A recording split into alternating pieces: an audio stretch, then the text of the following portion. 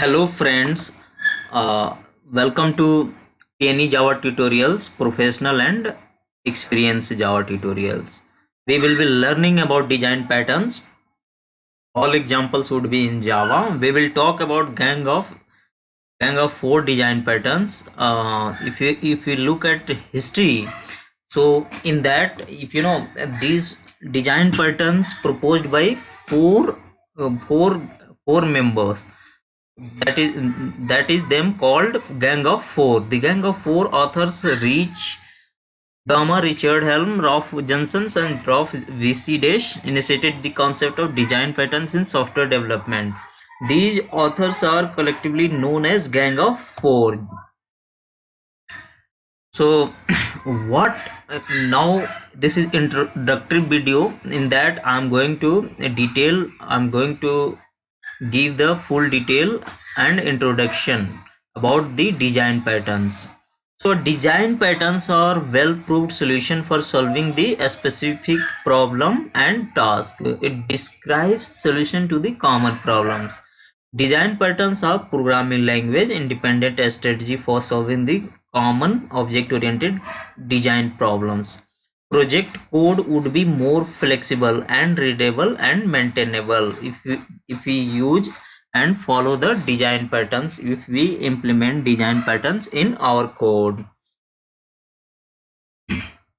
Advantage of design pattern is, like, if you are using design patterns like singleton design patterns or factory design pattern, offset abstract factory design pattern, then our code would be more reusable in multiple projects.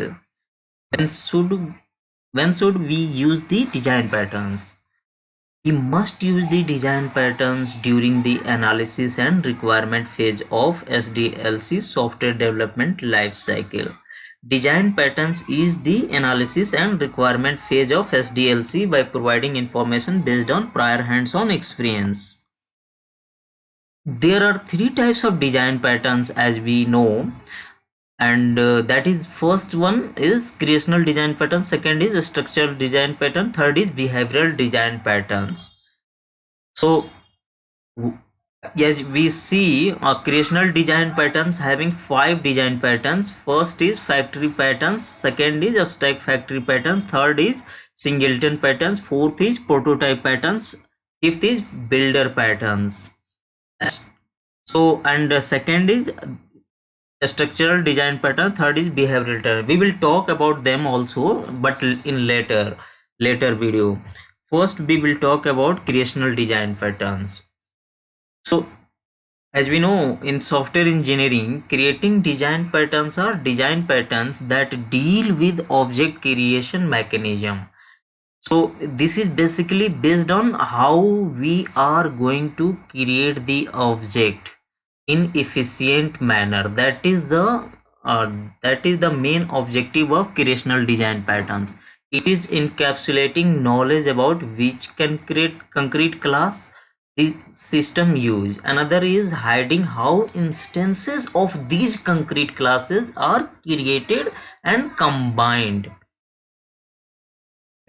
First is, so we are having total five design patterns under creational design patterns, in which first is factory method patterns, what it does and how we can achieve this mechanism, like which allows a class to differ instantiation to subclasses. Second is abstract factory patterns, which provides an interface for creating related or dependent objects without specific specifying the object's concrete classes.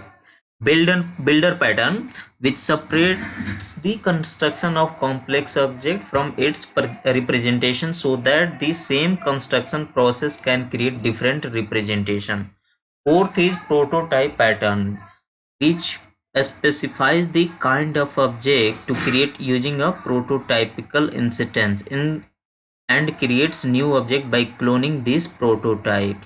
Fifth is singleton patterns, which is more used, I think almost in every project. There is there is a requirement to use singleton pattern, which state the which enforce the single object across the JVM. Only single object should be allowed to be created, which ensure that a class only has one instance and provide a global point of access to it with public method like get instance. So guys, in the next video, that's it. In the next videos I'm going to implement all these design patterns one by one, and with good examples. So you will be learning a lot. Please follow my channels and subscribe it. Don't forget to subscribe it, because in the next future